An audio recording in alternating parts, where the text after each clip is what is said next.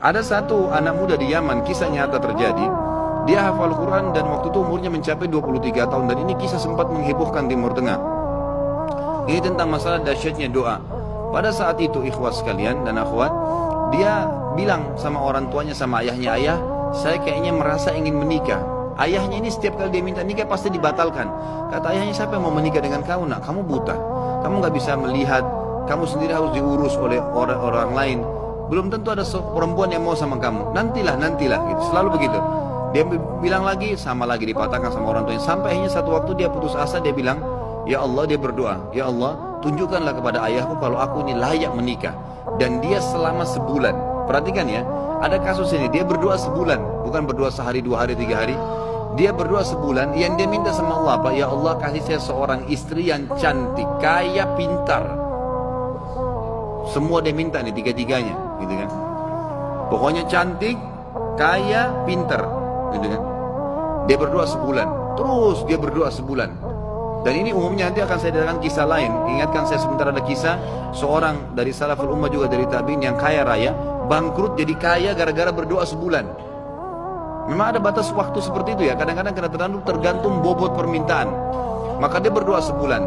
Subhanallah, di malam yang ke-20, di malam yang ke-30 dari doanya, setiap malam dia berdoa di tahajud. Artinya pas hari 29 dia berdoa. Karena memang Nabi SAW menekankan 1 bulan itu 29 hari, gitu kan. Makanya Hijriah kebanyakan 29 hari.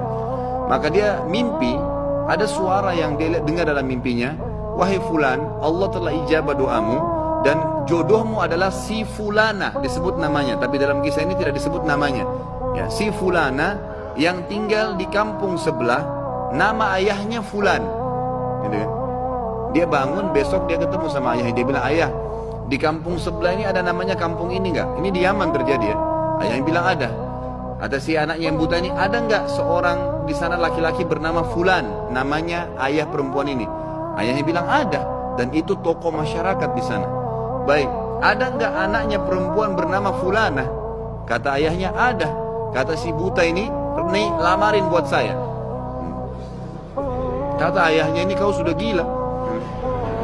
Sedangkan minta orang yang biasa saja belum tentu diterima, apalagi minta anak pejabat kaya, dan itu terkenal cantik, terkenal kisahnya banyak nolak laki-laki. Orang antri di rumahnya yang lamar. Ya biasa orang punya kelebihan biasa begitu kan. Baik, intinya adalah dia bilang, ayah, tapi saya mimpi. Dia ceritain mimpinya. Oh, itu dia ceritain mimpinya, ayahnya juga tersentuh. Tapi ayahnya bilang, baiklah, kita ke sana, tapi ini mempertaruhkan nama keluarga. Bisa diterima, bisa tidak, gitu kan. Pergi ke sana. Tiba di kampung sebelah, ringkas cerita, ngobrol lah, disambut oleh tuan rumahnya, lalu ngobrol-ngobrol secara umum, kami dari sini, terakhir menyampaikan hajatnya. Ini anak saya, orangnya buta, tapi dia hafal Quran, orang yang soleh, tinggal di rumah tapi tidak ada pekerjaan gitu. Dan dia meminta terus terang kepada saya agar melamar anak anda. Tahu apa yang terjadi ikhwah? Ayahnya perempuan, tanpa nanya banyak kepada anak laki-laki, mengatakan saya terima lamarannya. Ditanya sama ayahnya si laki-laki ini, sama si laki-laki juga, ayahnya terutama yang tanya, kok kenapa anda langsung menerima, belum tanya anak saya, belum tanya kegiatan sehari-harinya apa? Nah, kata ayahnya ini, yang calon mertuanya, saya tadi malam mimpi mendengarkan suara bahwasanya besok akan datang seseorang bernama fulan dari kampung sebelah, buta matanya, hafal Quran, terima lamarannya. Mimpi ini, kan itu. Tapi sebulan berdoa, antum baru 2 minggu sudah kempes, makanya nggak dapat, gitu kan.